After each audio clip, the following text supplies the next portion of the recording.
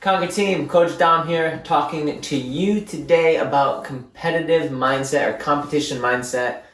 With all of the qualifiers going on, the semifinals going on, I wanted to just talk to you guys about the mindset if you are a competitor and what we look for in those people who are trying to take it to the next level, and if you are someone that's trying to venture down that road of being more competitive in the sport of CrossFit or functional fitness.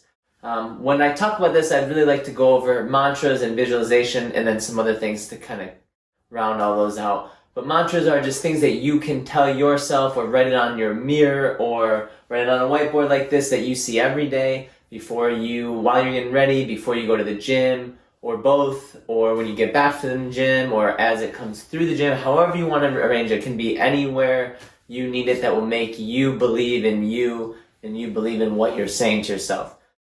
Things like, I am great today. I can do anything. Those are very simple. They can be more or less broad, but you get the picture when we are talking about something to help you focus on that will drive you to be your best version of yourself. Also visualization, going through the moment, or the movements, going through your workouts, going through all that stuff. So when we as a Conquer team set you up for competition, we go through simulations. When we do those things, this is when you would practice that type of thing. You could do it in training as well, but when we do these simulations, you can visualize these workouts because you have them all in front of you. You can visualize the attack, you can visualize things going wrong, you can visualize any way that you want to go about those workouts, or you do them one week, then you do them the next week, and whatever you did last week, you want to do something different this week. However you want to go about it. The focus is understanding you and yourself and how you want to go about doing this workout. Not how Steve, Joe, and Mary wanted to do it, but how you want to do it and how you want to go about it. Where you're going to grab the bar, where you're going to do every single thing that you can think of should be going into this visualization. You should be able to smell the air. You should be able to hear or see chalk dust going in front of your face. Every little detail in these visualization moments will be very beneficial to you, because when you do go through the workout, you'll be very surprised that a lot of that will mimic things that you've already thought of. In that note, when you do visualize and when you do think about things like that in your workouts, you do want to prepare for the unknown. So when we are visualizing, prepare for a rep to be no rep or 10 reps to be no rep, something realistic. And then making sure when you do these things, you keep your cool and you keep moving on.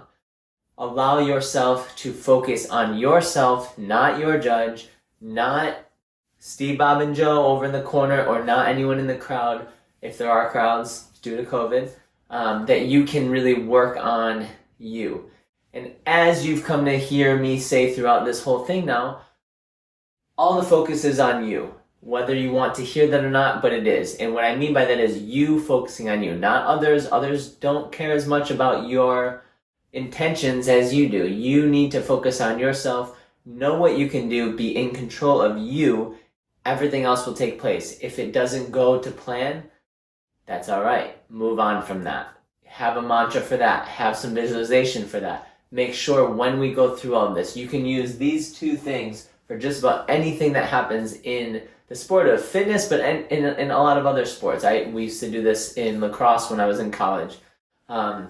This is very big in almost every sport that I have had the blessing to participate in and help people work out in and do for a living. So if you have questions with this, please email me, dom@conquerathlete.com, and I'll be happy to answer them for you. Bye, guys.